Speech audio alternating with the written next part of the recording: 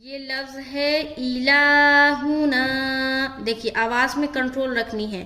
پہلے حمزہ کے نیچے زیر ہے، نہیں کھینچیں گے، لام کو کھینچیں گے، پھر ہا کو نہیں کھینچنا، پھر نا کو کھینچنا ہے. تو آواز میں کنٹرول ہونی چاہیے. الہنا. اب ہجے دیکھے، حمزہ زیر ای، لام کھڑا زبر لا، الہ، ہا پیش ہو، الہو، نون الف زبر نا، الہنا. کہاں کھینچنا ہے؟ لام میں اور نا میں.